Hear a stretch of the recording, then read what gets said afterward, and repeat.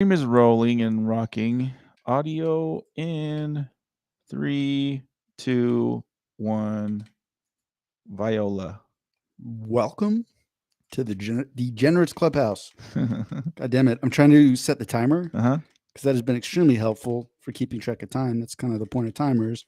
But you started it right before I got it to work, and now I'm fucking around with it. So, Mando, Yes. while I'm fucking around with the timer, Uh-huh. you said you had some sort of personal story that you wanted to share. Yeah. I sit riveted, imagining what this gem of a story could possibly be. Please don't keep me waiting any longer. So, back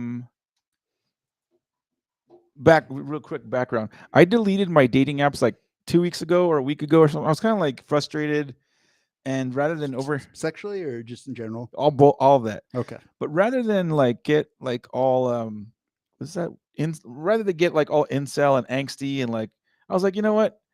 It's not worth the anxiety and the stress about like trying to date whatever. So I just deleted the app.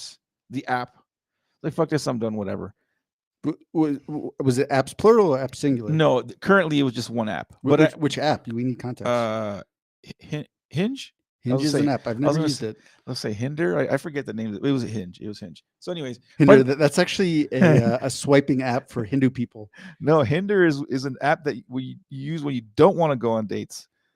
Anyway, no, the dating app for Hindu people is our fellow brother Sunny has a business. Surf Coffee? Yeah, Surf Coffee. I thought it was a coffee company. I'm not going to lie. I was like, Sonny's making coffee? Awesome. I want some. Yeah, same. So anyway, I deleted the dating app. I was getting kind of like annoyed with it, because it sends you notifications like, hey, blah blah blah. But they're all just it's all data driven, just kind of whatever. Fuck the dating apps. They don't work. Deleted them. Kind of just said whatever. And usually our normal like brewery days are every other Thursday, but this last Wednesday happened to be Colorado pint day or some shit where all the craft breweries uh in Colorado, you go buy a beer and they give you like a pint glass, that's like a commemorative pint glass for like a couple bucks. They only do it one time a year, and then when they sell it, they sell out. So this was Wednesday, an irregular brewery day for Armando and company. We go to the brewery. I have 2, 3 beers, and I'm kind of like done. Like I'm like, all right, I'm getting ready to go home. The rest of my coworkers split. I order one last beer for myself, and I'm sitting at the table by myself with Violet, and I'm like literally like halfway done with my beer. Like it's Armando's ready to leave. A gal sits at my table. She's like, "Hey, you mind if I sit here?" And I go, "No, yeah, no problem." I was like, "You'll have the table to yourself in a little bit. I'm just gonna finish this beer, and I'm gone." Oh, Jesus. Um, what? Mondo, you forgot to turn Hinder off. You had it Yeah, on? no. My thing was, I didn't know if she was sitting there because she was trying to save a table for her and her friends or something like that. And so I kind of just, yeah, I'll be out of here in a little bit. And turns out she wasn't there with a group of people. Mm-hmm. She also thought I was there with a group of people, and so she was just kind of. It was really weird at first. Kind of, we started talking, and she starts playing with Violet. Violet's being a good girl. Next thing you know, I posted this on my Facebook, by the way. So anyway, she asked me to walk her to a car. I walk her to a car, and then we just started making out. I'm like, oh, this is kind of cool, and so Wow, that escalated quickly. yeah, it did. It went from like literally just You weren't in this telling the story. You're like, she was playing with my dog, and then we just started making out. no. It was about an hour of conversation. Her and I at the table at the Yeah. brewery. What did you talk about? Random shit about she was trying to ask if I think she was fishing for information from me. She was trying to figure out if I was single or if I had like a girlfriend or wife, and that's why I was Mm-hmm. sitting at the table by myself.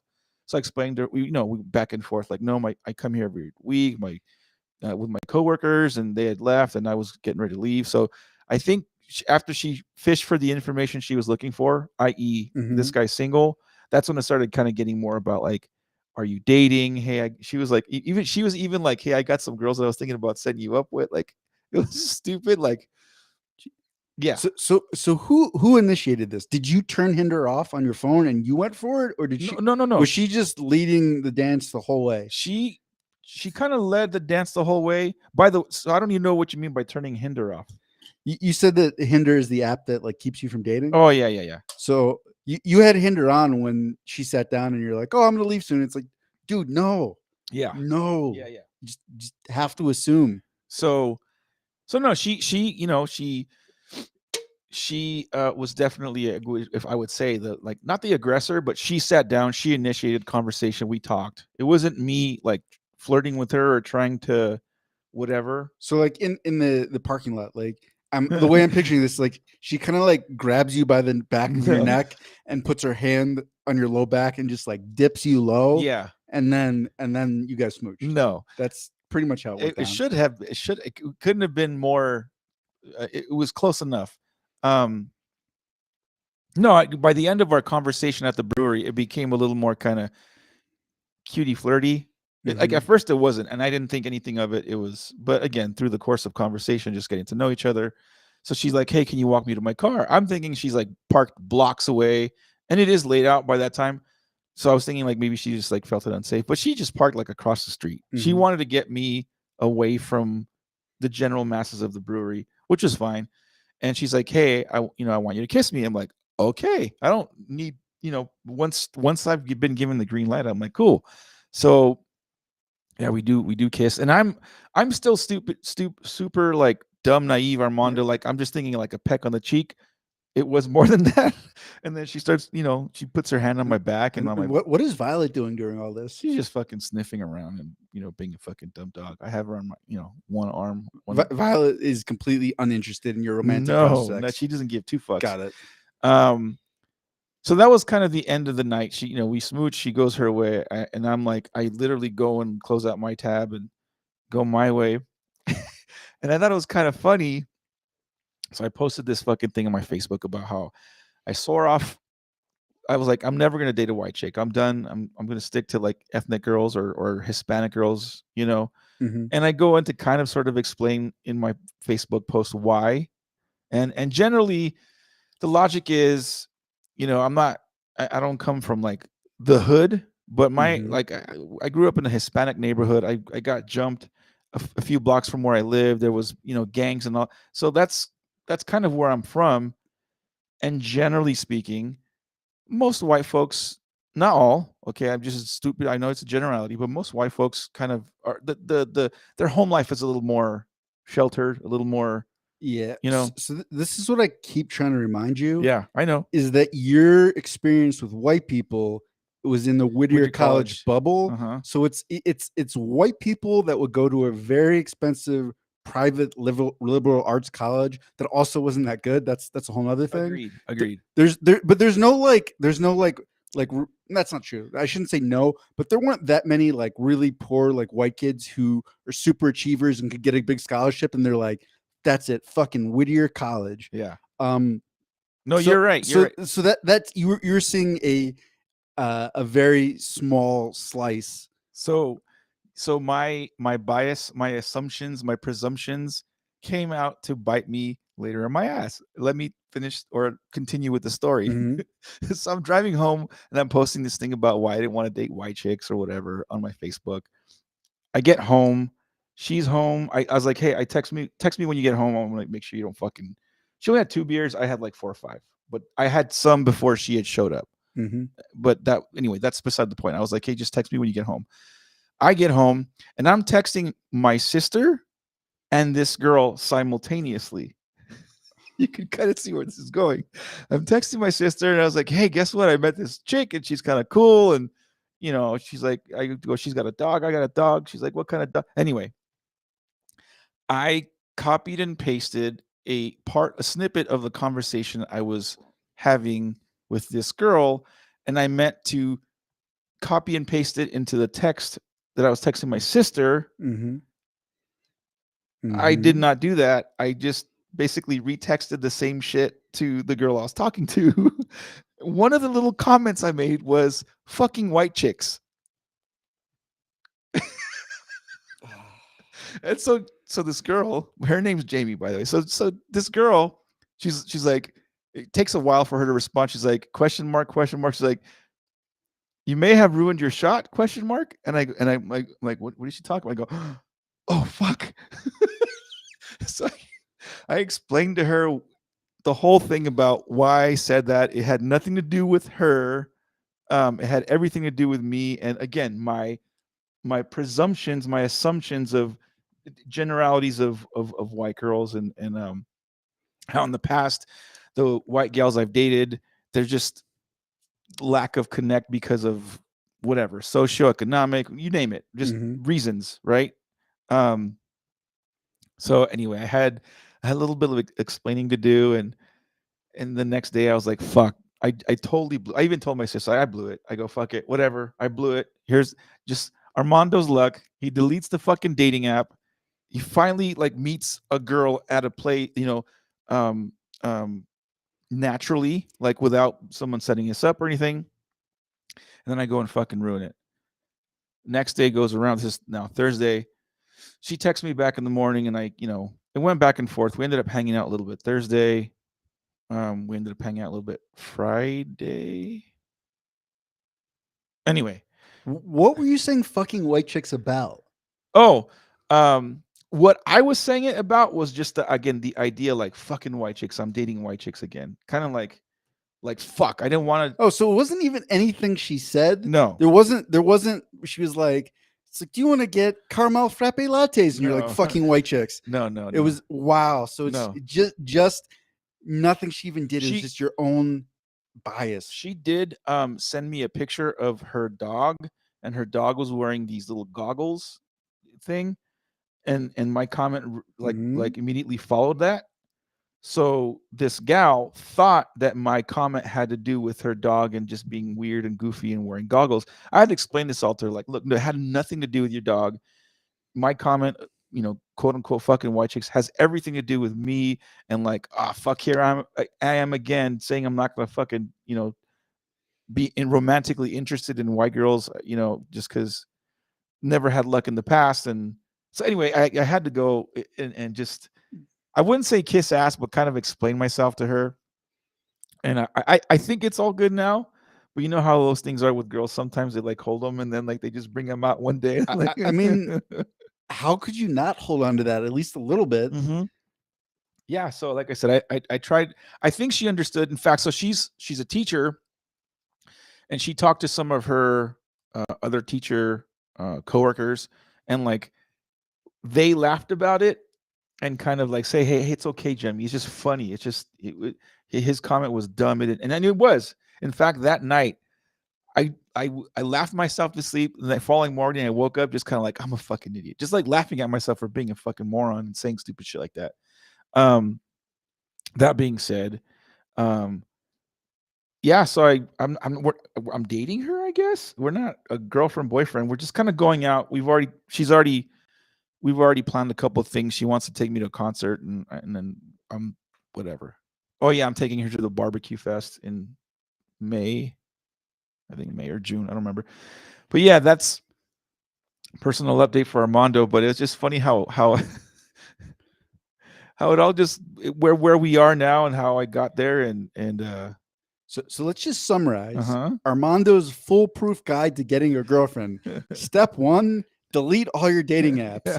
Step two, when a girl approaches you, say, "Oh, I'm leaving soon." Yeah. Step three, Insult her. insult her via text.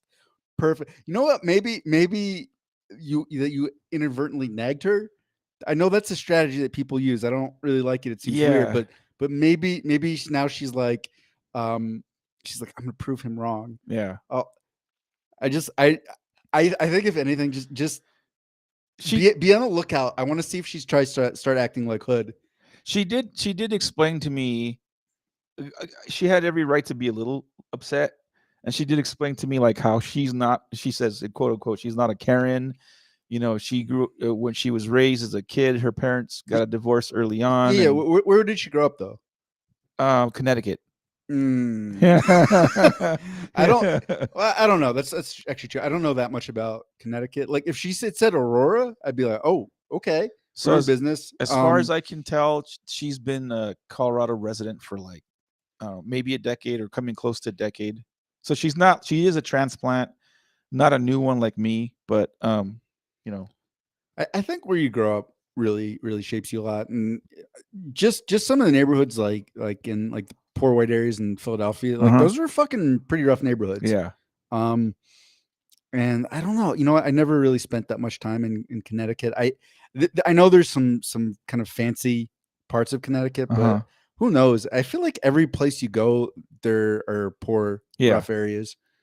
Yeah. Again, we're still learning about each other. I don't think we're taking it very super serious. I do have some hesitations on my part, and I've already told her too. Like on my part, I feel like it is kind of we're kind of rushing a little bit. Like I really do like it sounds lame. You don't say these kind of things when you're in high school or even junior high or college. Like I want to get to know her Hmm. because I'm 42 years old. I don't want to like waste time. Like it's cool if it's going to be casual and just physical. Great. Let's kind of know that up front Hmm. and hope that no one develops feelings and then we could just make it a physical thing. But if it's something more, like I kind of want to just take it easy. Like, but Yeah, you don't want to waste time and have her get in the way of all these other romantic prospects that you yeah, have. I mean, the love of your life is probably trying to find you, and she's going to get in the way. yeah, through Hinder. What the fuck? So yeah, she's cool. That's actually a really good business idea, though. If you could start a dating app for people who are just completely like romantically inept, Uh huh. which is I feel like what dating apps are supposed to be anyway. Yeah. But if you could even dummy proof it even more, um, we're gonna have to workshop this a little bit. I think dating apps nowadays are more just like window shopping for people. It's like no, no, no, yes, I'd fuck you, no, no, no, Hmm. kind of thing, and it's still there's no dating app there out there at all or whatever where you actually get to know somebody. There's chemistry and all this shit. Like I feel like most of these broads out there they still want Prince Charming, and that's fine. I'm not knocking them, but there is something to be said about like meeting somebody, having a coffee, like having a conversation. Well, if you use them well, that's what they are. They're just a intro into that, right? Like Yeah. I, the only dating app I've used at all was Bumble. Mm-hmm. But I went on double digit dates. I didn't really keep track. Rubbing it in, Aaron. No, I was rubbing one out. Okay.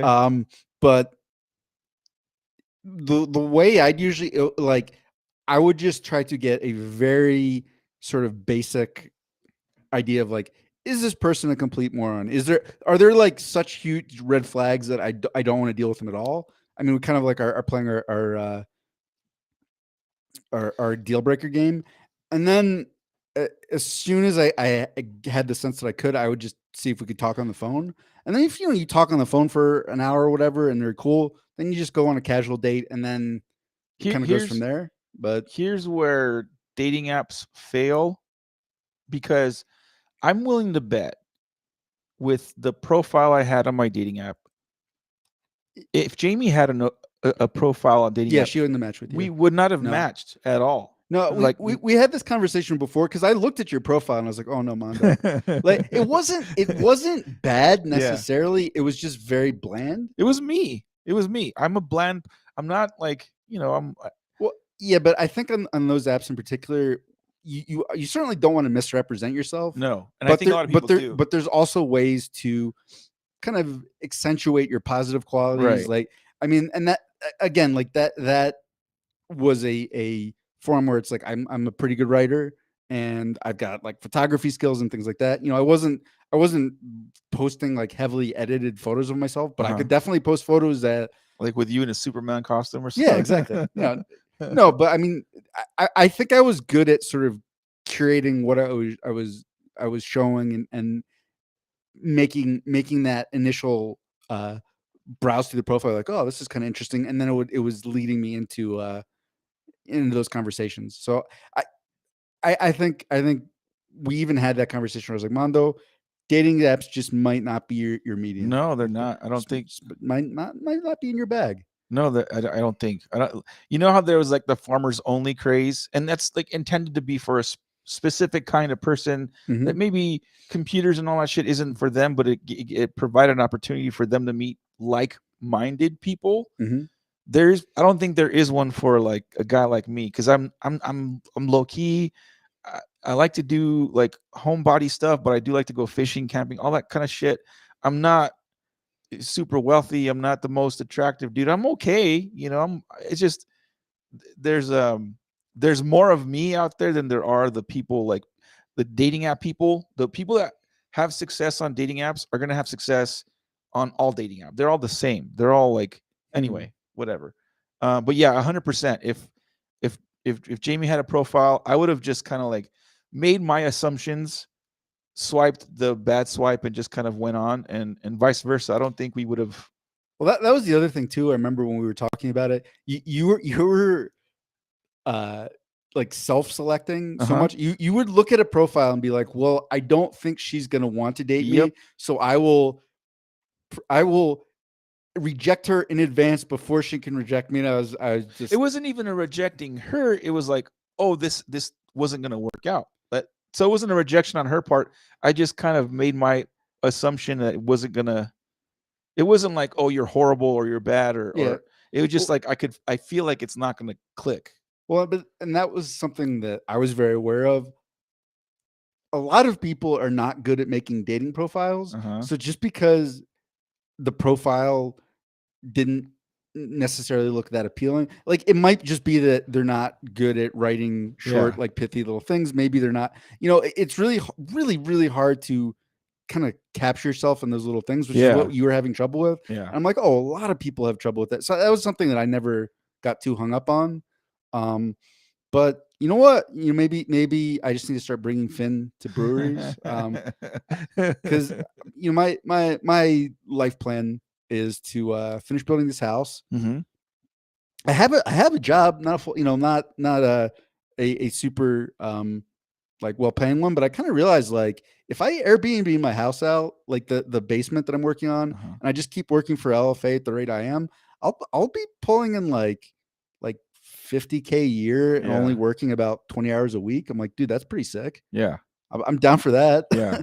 So like, and then I just gotta get my neck fixed, and then but bam, Mando, I'm ready. Just these like three these three little small. I just have to finish building this giant house, and then me and Finn are gonna hit up the breweries and start telling women that our tables are taken.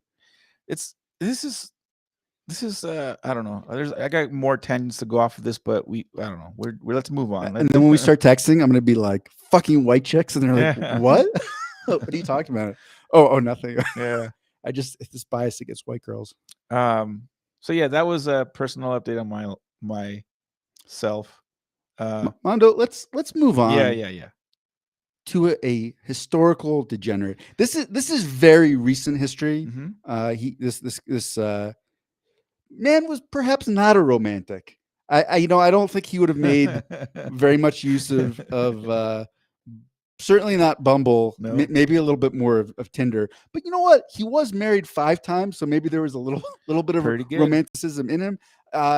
This was like the predecessor to Larry Flint, a very lesser known but prolific pornographer named Al Goldstein. Degenerates history.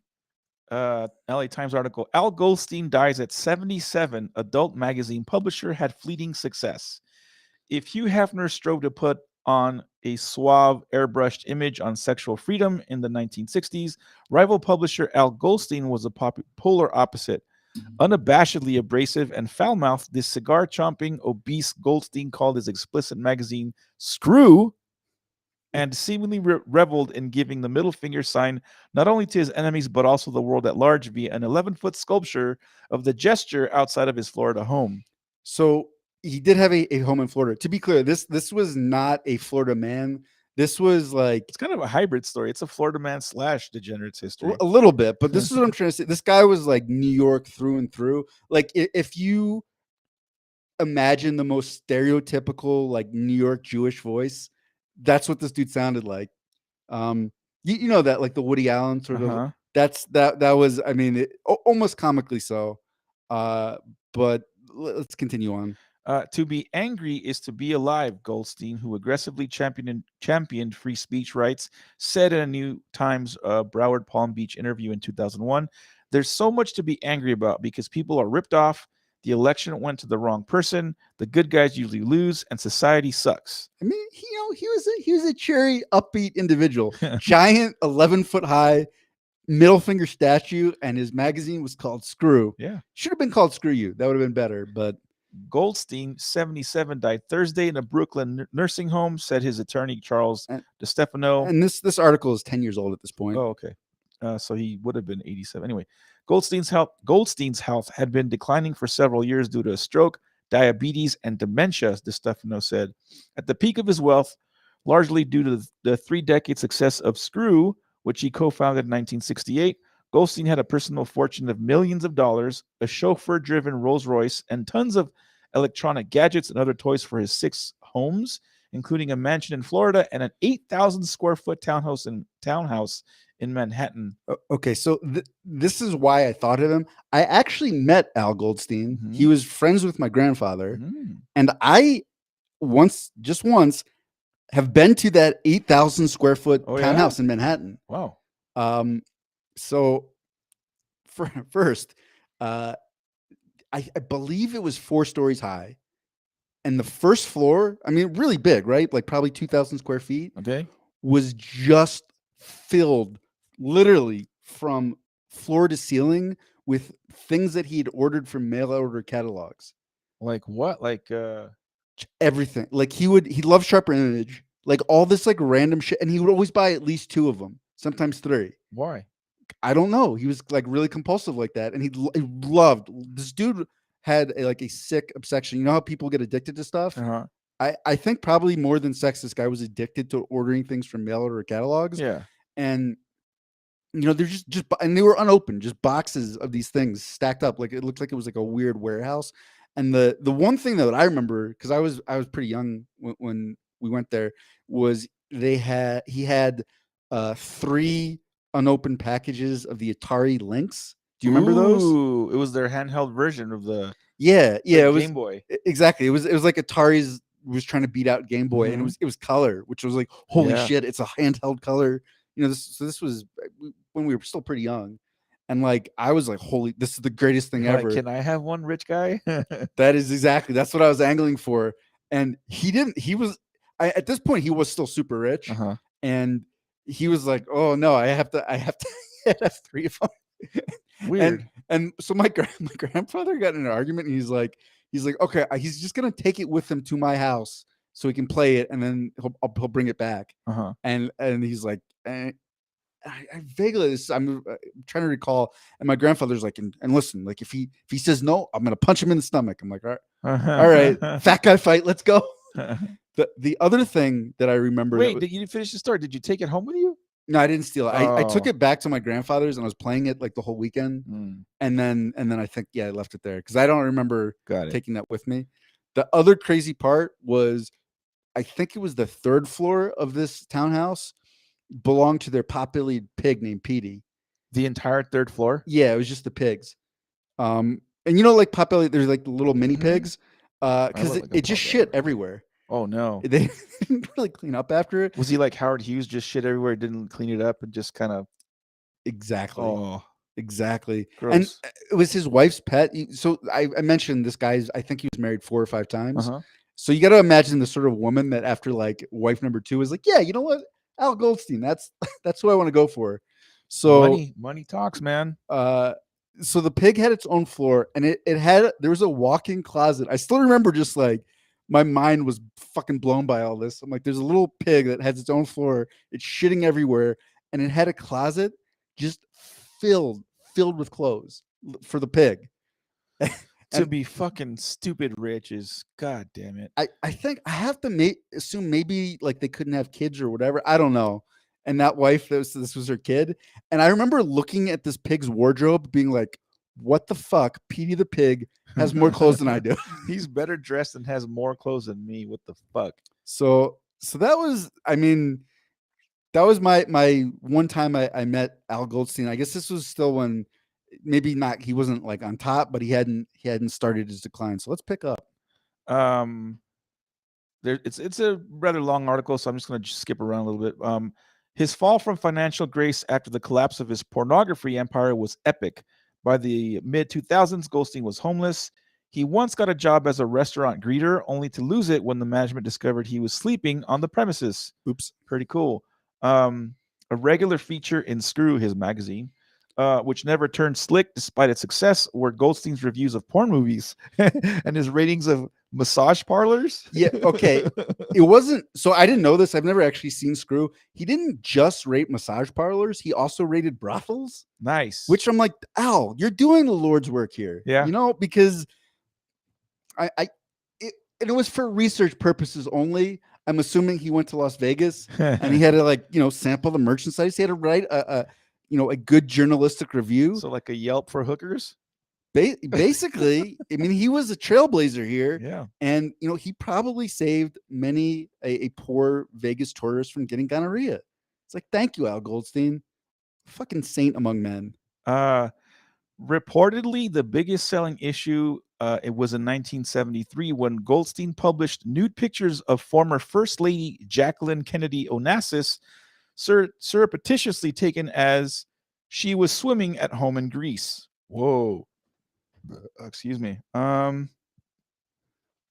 Goldstein spun off other publications and in 1974 began hosting a notorious New York cable TV show called Midnight Blue that featured nude guests. Okay, well, so pause on that. Okay. Because I knew he had this cable program, and I was like, wait, we have YouTube now. I wonder if if there's clips of Midnight Blue on YouTube. Mm-hmm. Sure enough, there were. Let's see if we can figure out how to play the first one where he is ranting about pornography, because it does give a pretty good sense of his personality. So you got one that's clip 1 and one that's clip 2. So I'm gonna play clip 1. Let me share my screen. Hopefully, hopefully you YouTubers can see this. YouTubers and Twitchers. Here we go.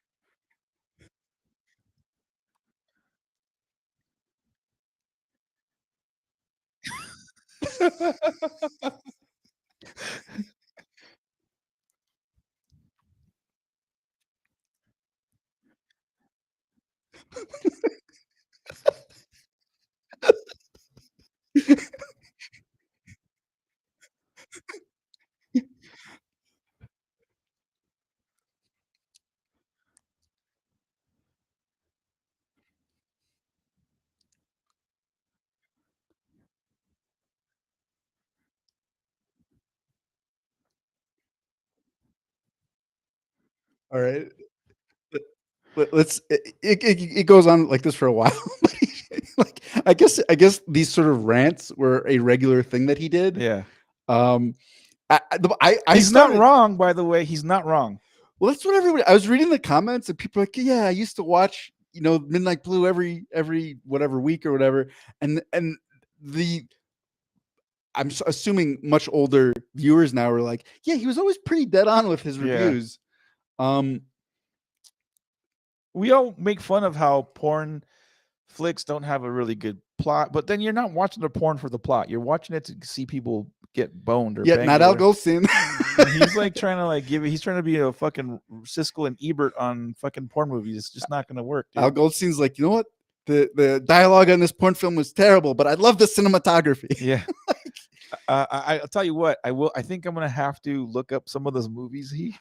I started losing it when he just he had his recommendations ready. It's like, this one is great. Anything but he hit a favorite director. Yeah. Guy was deep into it. He was, well, maybe not that deep. Yeah. He was probably 4 inches deep into it. Oh no. But okay. the other clip, I was not going to show this because it's Al Goldstein. This is years and years and years ago, decades ago. Al Goldstein ranting about Donald Trump, and I was like, oh, we don't really need to hear more people being angry about Donald Trump. Uh, but then I was listening and I was like, what the fuck? My grandfather gets mentioned in this. So just for context, my mom's name is Sandy Stewart. Um, Lyle Stewart was her adopted father, and Carol Stewart was his second wife. Um, who I'm trying to remember how old Carol is. She was like 10, 15 years older than my mom. Okay. So there was an age gap there. So that's all the context you need because Lyle Stewart and Carol will come up in this clip. So let's see if we can uh, hear Al Goldstein's thoughts on a much younger Donald Trump. Here we go.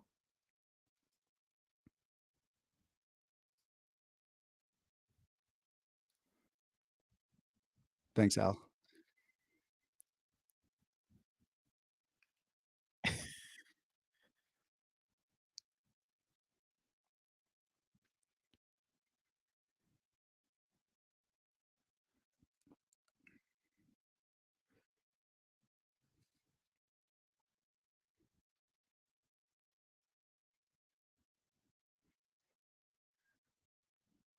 Accurate.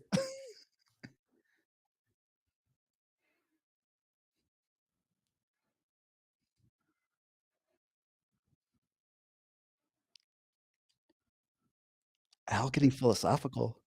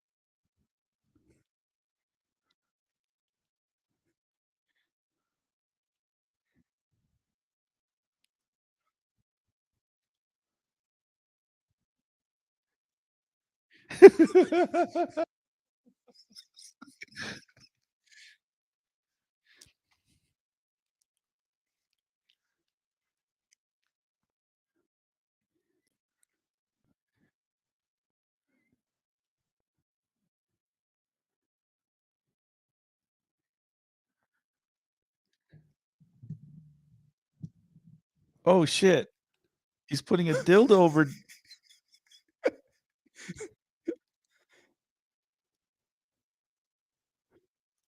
Wow.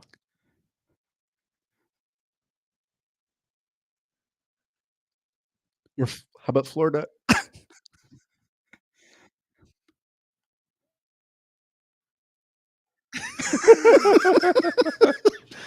That was awesome. Fucking Al Goldstein. That was fucking. You know what, dude? I think I'd like to hang out with this guy. I mean, I don't know if you met him, so and you were younger. I don't know what you if you had thoughts of him when you met him. No, I just knew. So the two times I met him were at that penthouse, Uh-huh. townhouse rather, and then one time at my grandfather's apartment, which wasn't too far away. Because okay, if you could imagine this, my grandfather had a publishing company. Uh, Al was the publisher of Screw magazine, but then their probably most successful friend was Bill Gaines, who is the publisher of Mad magazine. Oh. And the three of them were all obese, like just fat. I think they were always old men. I think even when they were like 10 years old, they were old men. And the three of them would have weight losing contests, Uh-huh. which never really successful. But I remember being at my apartment when they were doing their final weigh-in. Not my apartment, my grandfather's apartment, for their final weigh-in of this weight contest. And Bill Gaines and Al Goldstein, my grandfather, all down in their underwear. Which I'm like, Let's think about this real quick though. This preceded the now famous Sober October, which Joe Rogan, Tom Segura, Bert mhm. Kreischer, Ari Shafir do. Can you imagine if your grandfather Goldstein and Bill Gaines had the wherewithal to like make it a social media. There Mhm. wasn't social media back then, but make it more of a public thing. Oh, How crazy it would be. oh, listening to Midnight Blue, Uh huh. my first thought was like, holy shit!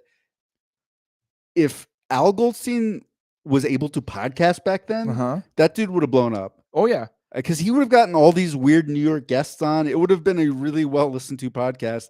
I mean, my understanding is like he was a huge asshole. He had a temper. He definitely had a dark side. But you hear him and you're like, this dude was probably a fun time as well. Yeah. Yeah. Yeah. Crazy. Was never mind. I'll ask you about. Was your grandfather the one that you once told a story about like Yes. sneaking money and Yes. okay, you're making sure. Um, so yeah, let's finish up with the article on Mr. Goldstein Uh, here.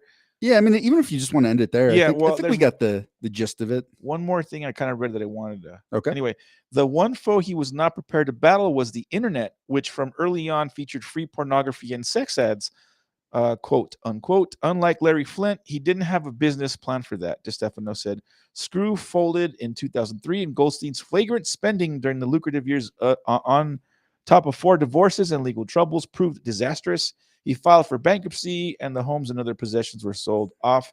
He never bounced back financially. So that's kind of it for Mr. Goldstein's. Yeah, not a completely dissimilar story from my grandfather either. Uh-huh, He was, as Al mentioned in the video, a compulsive gambler, uh-huh. lost a ton of money, and then he not wrote, he published a book linking Steve Wynn, who's like one of the huge successful casino bosses. I know everyone knows what when the casino or Yeah, you do Twin because you're Towers. you're a degenerate, but I don't know if Eh, everybody does. it's big now. It's huge now. He's got a couple, or they've got huge casinos in Las Vegas. Yeah, yeah. Unlike Donald Trump, Steve Wynn very successful with casinos, and in the book, it alluded to might be connected to the mob.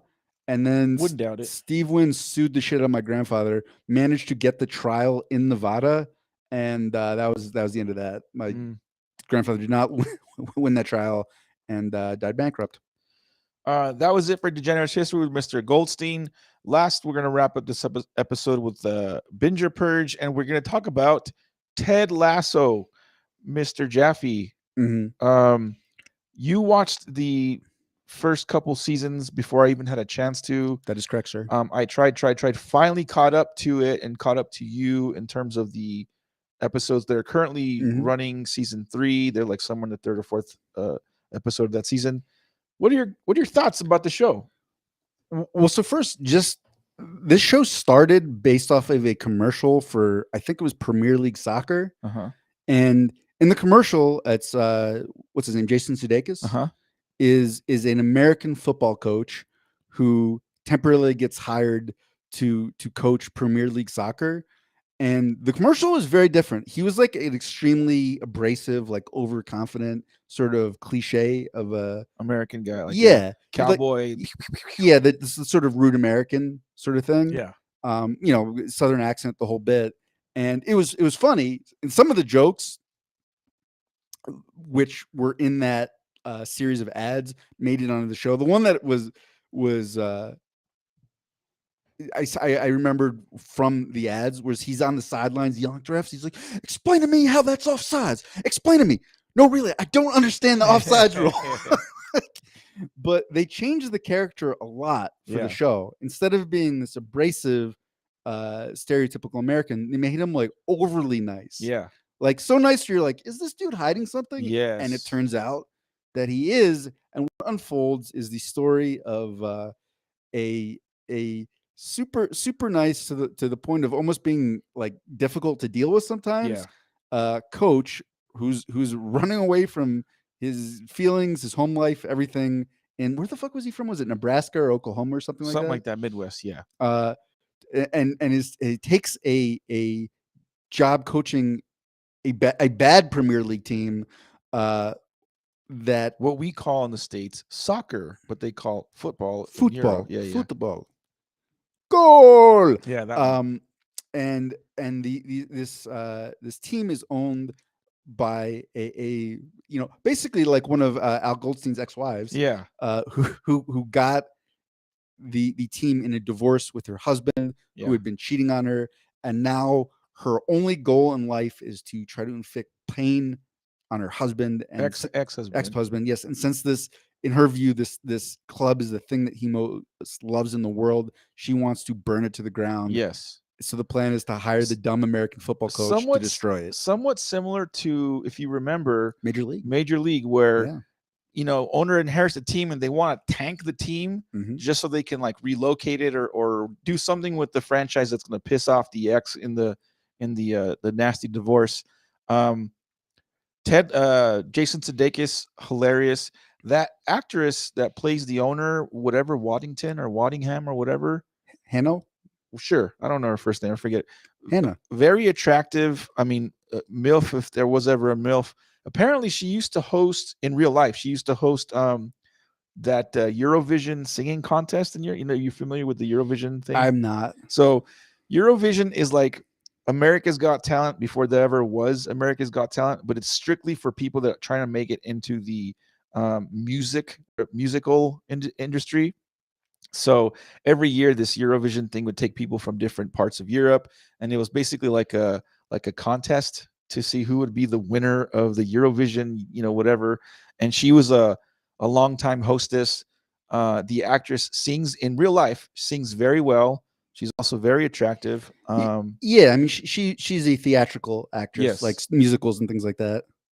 Also in it. Well, but this is the one thing that people who watched Ted Lasso got their minds blown by. Do you know her other probably most notable acting credit besides Ted Lasso? No. She was in Game of Thrones. Was she? Uh-huh. What was she in? Shame. Really? Septa Unella. Wow, they made her fucking ugly in that thing then. Yeah, which is a well, she had the habit. That was the what was she, like, a nun or whatever? Yeah, she who was. basically tortures Cersei and makes Cersei walk through the streets naked. Yeah. That was Hannah Waddingham. Wow. Wow.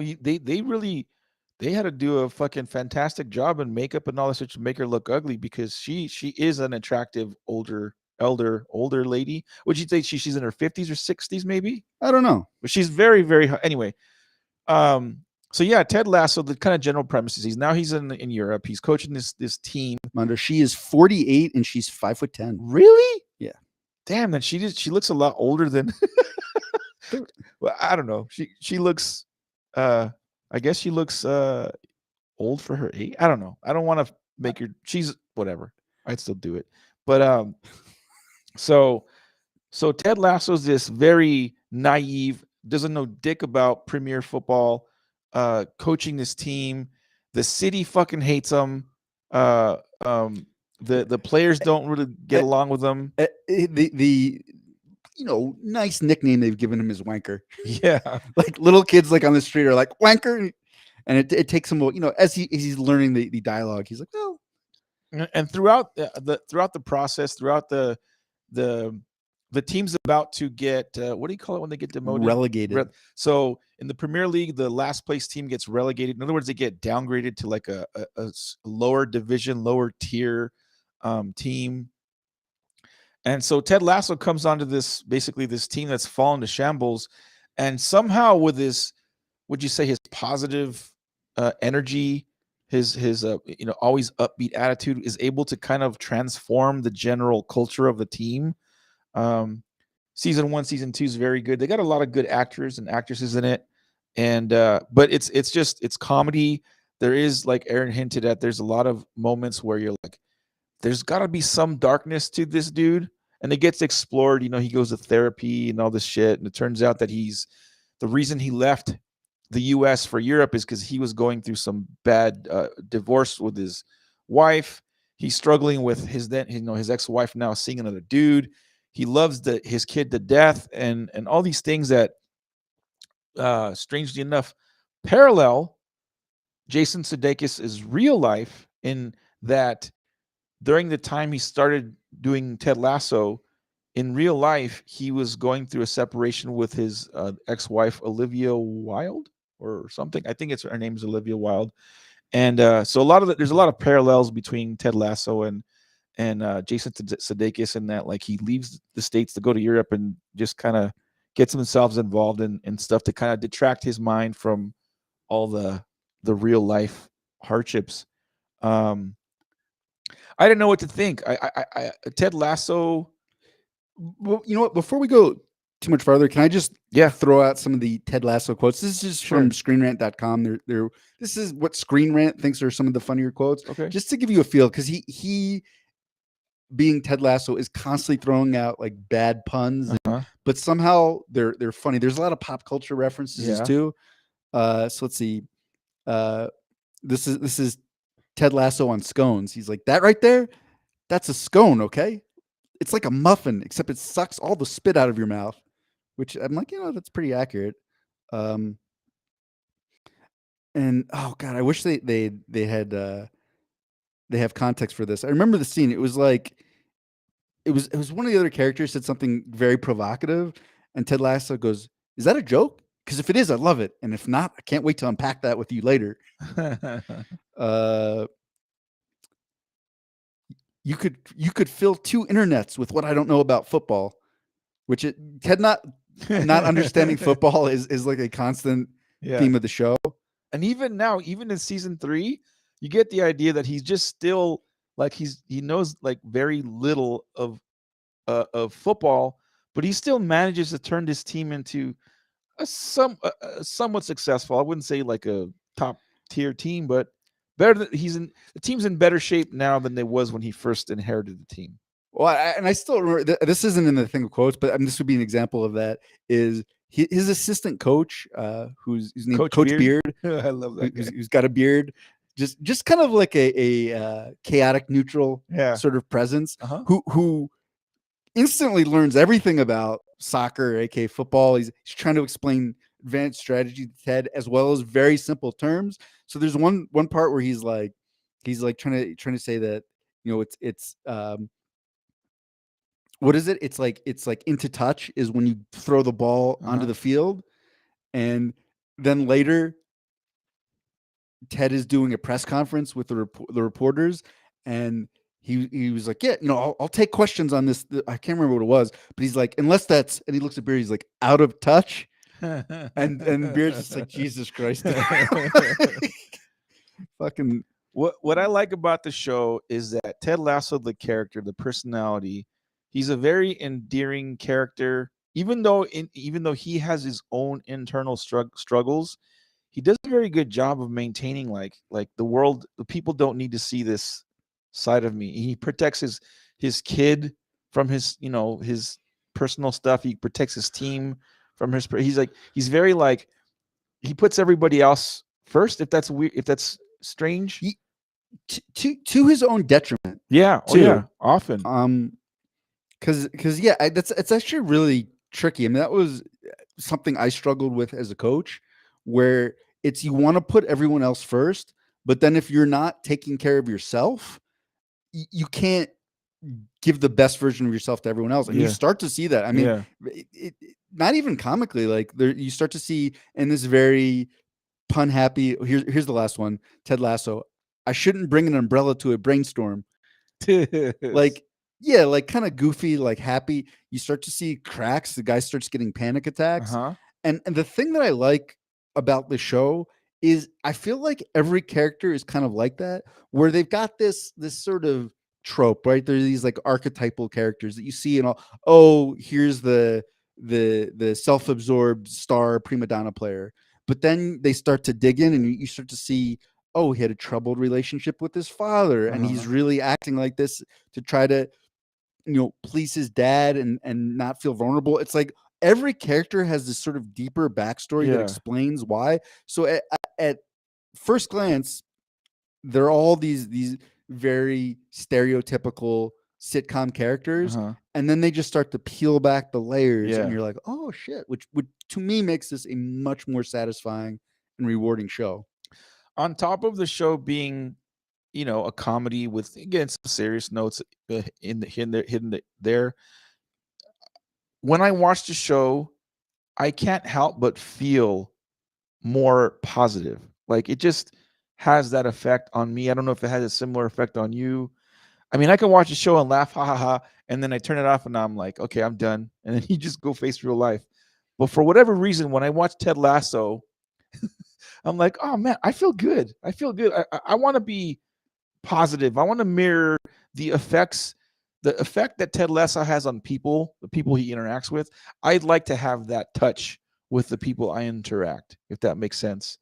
Uh, Sudeikis, apparently this is just tangent. Apparently, his ex-wife in real life, Jason Sudeikis' ex-wife Olivia Olivia Wilde, Wilde. is claiming that he doesn't pay child support, which Ted Lasso's been popular, and I imagine he's making a bunch of money from that. Um, if there's any rumor, if there's any truth to that, unfortunately, shame on you, Ted Lasso, Jason Sudeikis. But part of me is kind of like, I don't know the whole story. It's kind of hard to paint him as a bad guy. I'm sure there's two sides to that coin. That whole situation seems really fucked up and pissy. Yeah, I mean, I'm sure not unlike the Ted Lasso situation. I'm sure there are many layers to that. yeah, The one move where I was like, dude, Jason Sudeikis, like, what the fuck was he had?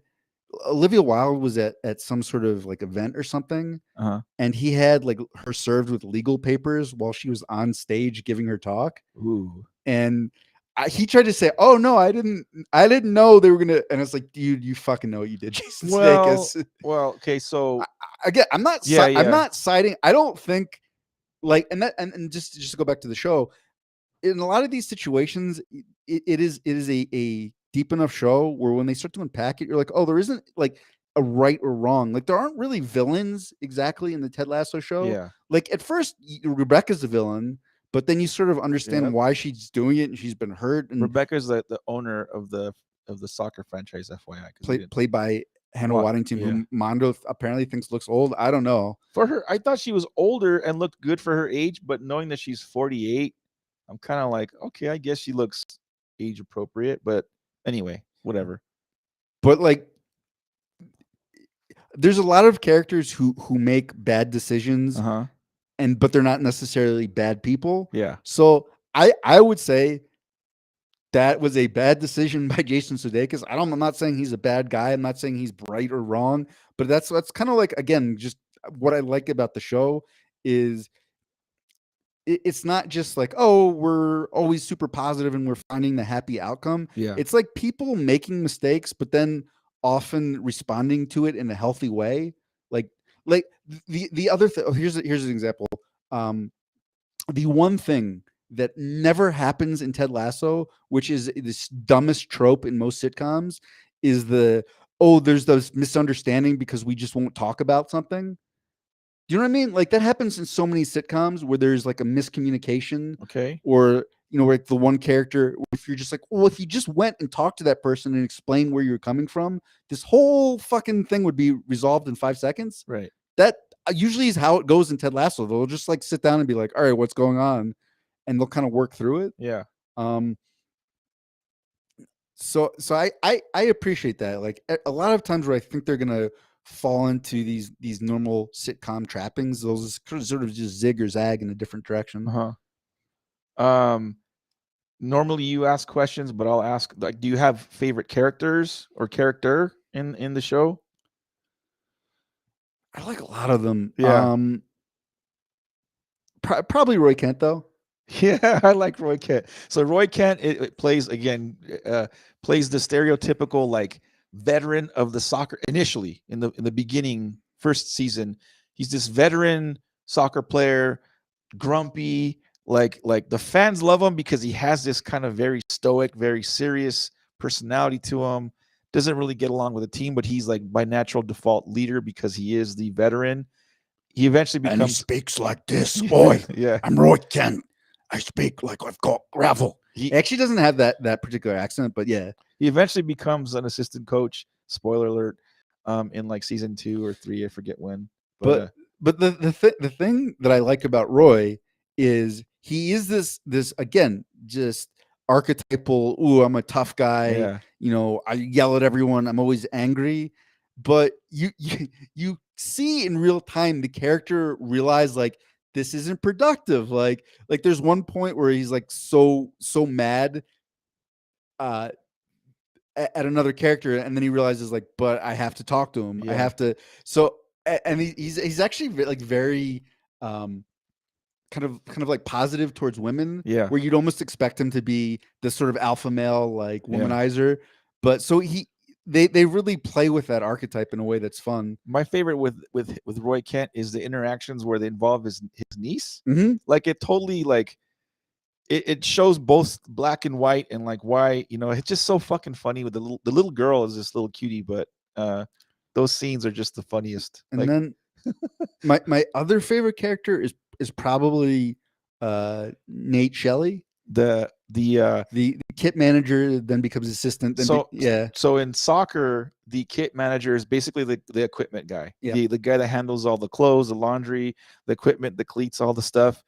In Ted Lasso, the world of Ted Lasso, this guy, Nate, Coach Shelley, is a kit man. He's just an equipment manager. But Ted Lasso goes to him for advice on like strategies for the soccer team. Eventually gets promoted to an assistant manager. Fast forward, spoiler alert, he eventually goes and coaches in a rival team. There's this like conflict between Ted Lasso and Nate, basically his pupil Mm-hmm. to some degree. Yeah, he's a good character. So again, the thing I like about him is he's presented as this sort of like awkward, bumbling. Yep. He doesn't have a lot of confidence, whatever.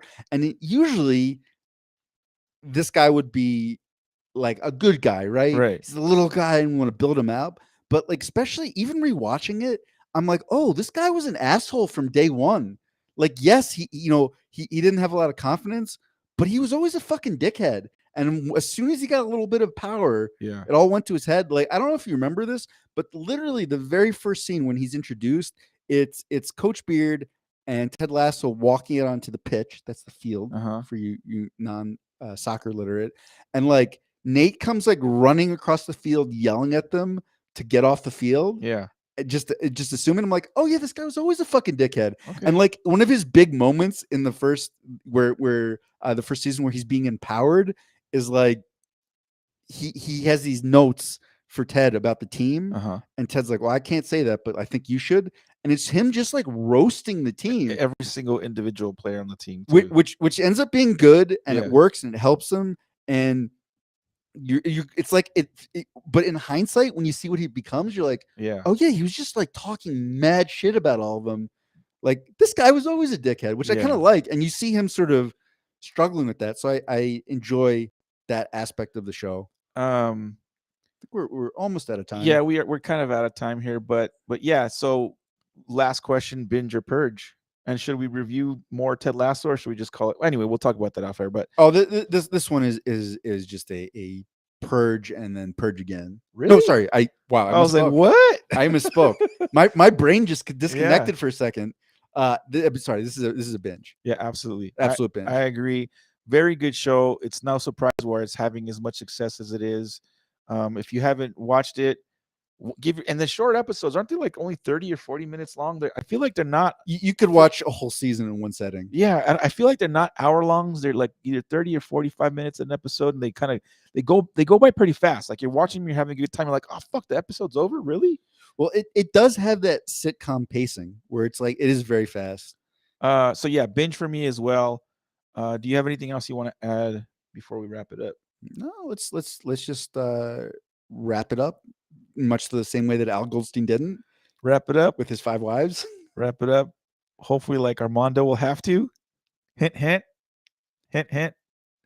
Fucking white chicks. That's all I have to say. We hope you guys enjoyed the episode. Thank you guys for listening to it. If you're just listening to the audio, wait, Mando, what? Fucking white chicks or fucking white chicks? We'll find out.